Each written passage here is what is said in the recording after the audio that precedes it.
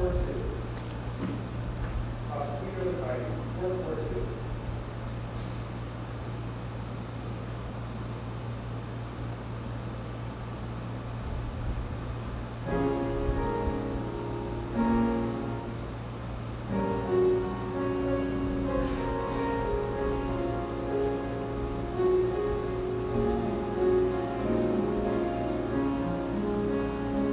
How sweet are the tidings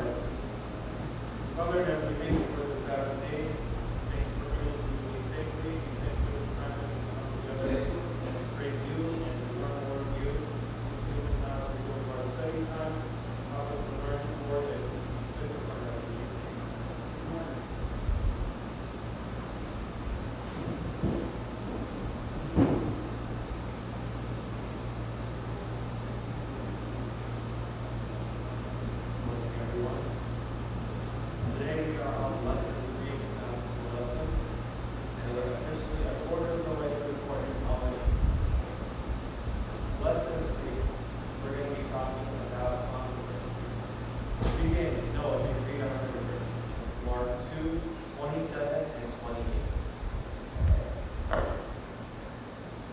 Mark 2, 27 through 28. Let's all turn.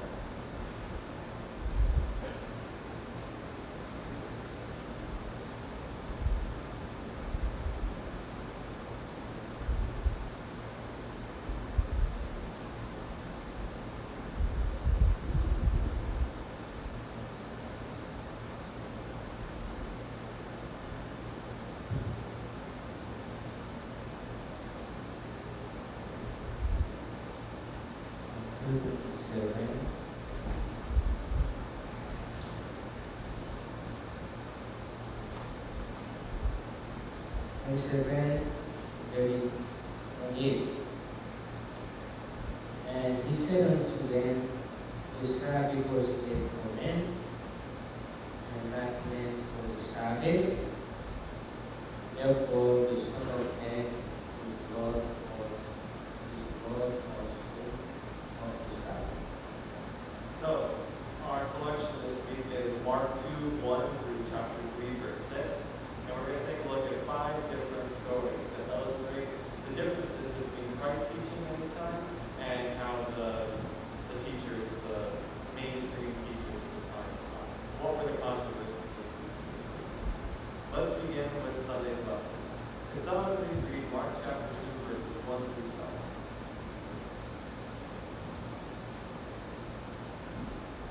Mark chapter 2, verses 1 through 12. Whoever has it, go ahead.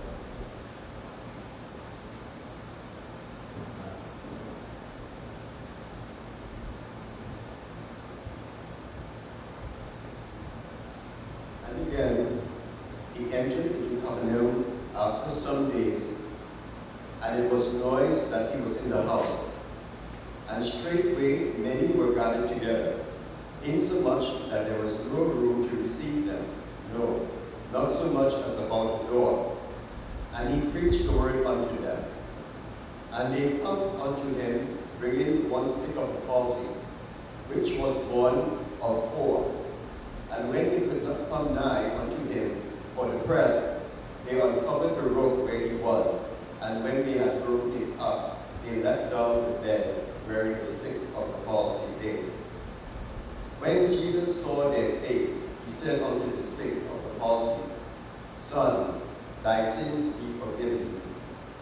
But there were certain of the scribes sitting there, and reasoning in their hearts, Why doth this man thus speak blasphemies? Who can forgive sins but God only? And immediately, when Jesus perceived in his spirit that they so reasoned within themselves, he said unto them, Why reason ye these things in your hearts? Whether it is easier to say to the sick of the palsy, Thy sins be forgiven thee, or to say, Arise, and take up thy bed, and walk. But that ye may know that the Son of Man hath power on earth to forgive sins, he said to the sick of the palsy, I say unto thee, Arise, and take up thy bed, and go thy way unto thine house. And immediately he arose, took up the bed, and went forth before them all, insomuch that they were all amazed, and glorified God, saying, We never saw it on this fashion. Thank you. The question is asked, what was the paralytic looking for when he was brought to Jesus, and what did he receive? So, who wants to answer that? Paralytic. He wanted to forgive our sins. What did he receive? Jesus healed him thoroughly, inside and out. So, I found it interesting on that third paragraph where it says that Jesus was using the typical rabbinic style of argumentation called lesser to greater when he said, what's easier, to forgive, to say right over one, or to forgive sins? And then what did he do? Did he do the easier or the harder? He did the harder. Because then you can prove, like, I did the harder one, the easy way, sin.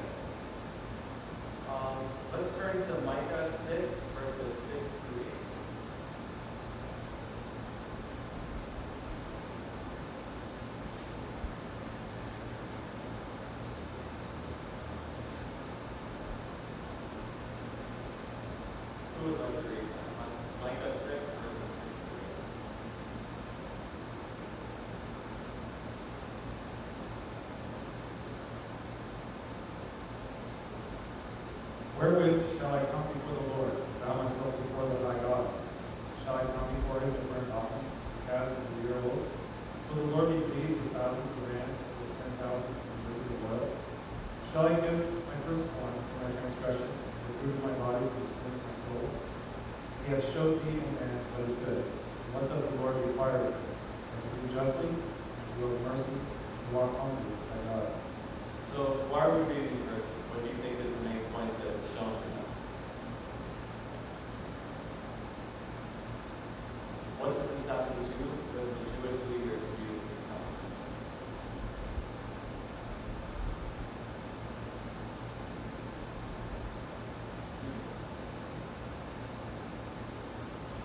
Also, what it's saying is that what does God care about people more than the high profession or when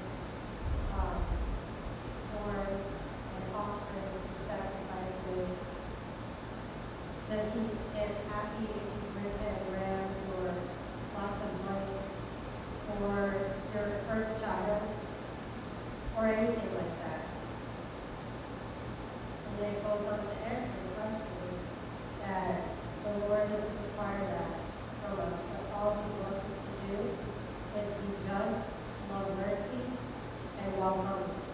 So be just would be fair. To love mercy is to show mercy to other people instead of showing hate by trying to destroy people.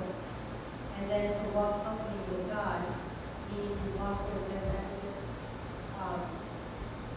you're nothing but dust. You know what I'm saying? It's like the opposite of always trying to glorify myself or trying my best to wage a campaign against somebody else. James. It said, this is a paragraph well written, but it says concerning this paralytic and healing, it says religious leaders lost sight of what really mattered, justice, mercy, and walking humbly before God. So obsessed with defending their understanding of God, they were blinded to God's working right before their eyes. Nothing indicated that the men changed their minds about Jesus, even though he gave them more than enough evidence to know that he was from God. Not only by letting them know that he could read their minds, but also by healing the paralytic in their presence in a way that they could not deny.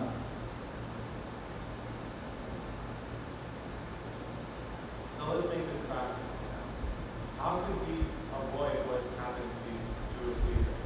They were so focused on just forms of religion and doing everything right. How do we evade that trap in our own lives? Or how do you do it personally? Do you ever think about it?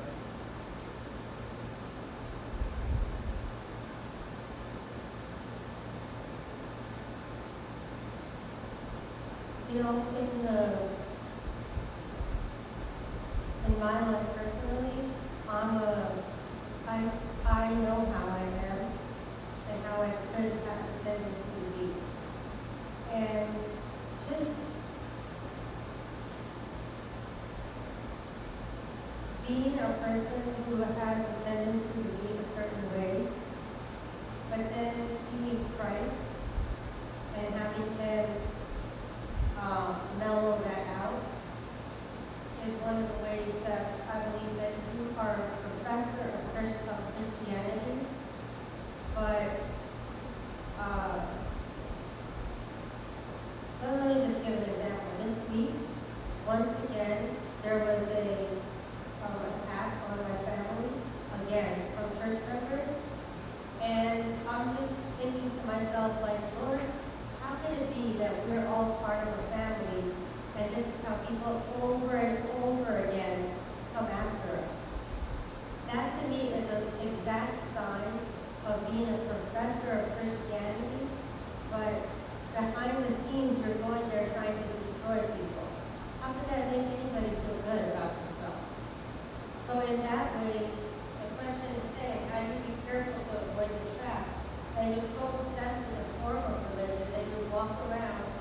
with the right outside. You know, like no makeup, no earrings, no, you know, you just eat tofu, you don't eat meat. But inside you're devouring other families. That's being a professor of Christianity, but not being concerned about true religion. Whether what you're saying is true or not, you ask yourself, how do you go about handling situations? Destroying and devouring people? Or do you look at Christ and say, Christ was reviled and he opened not his mouth? It's basically that. Professing one thing, but in reality you're something else.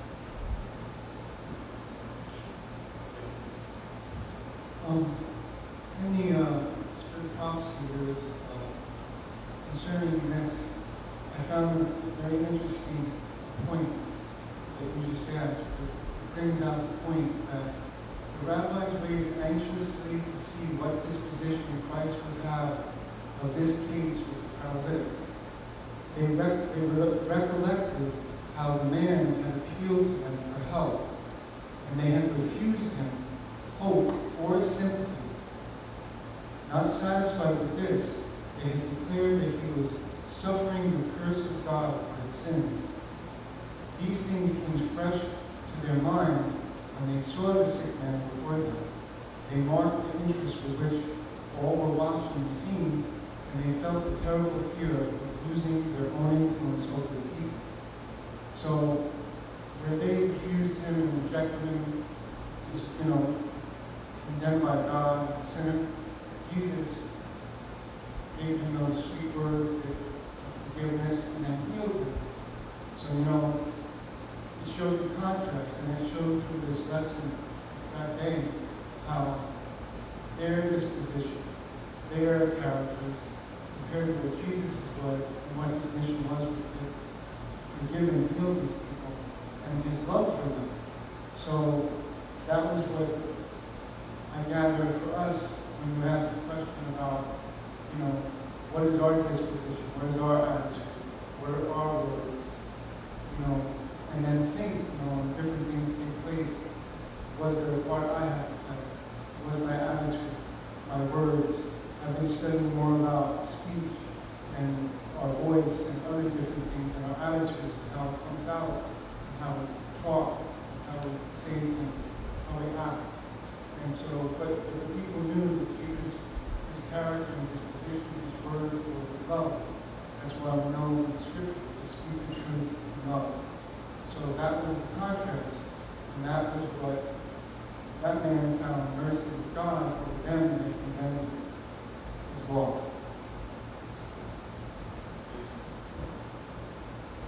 Does anybody have any more comments on Sunday's lesson on the paralytic? Any general questions about the story? I like how the paralytic had no trust in himself, as like if he could just forget his sins or that he could heal himself.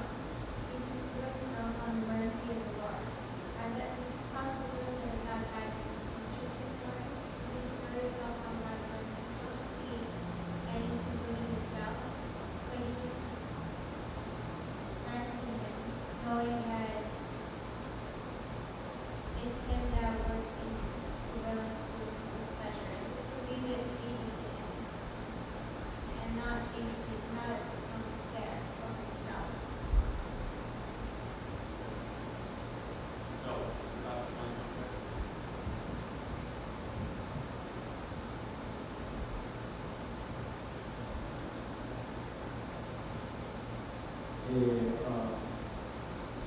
Jesus is He's the direction. He's the only one that all men can follow.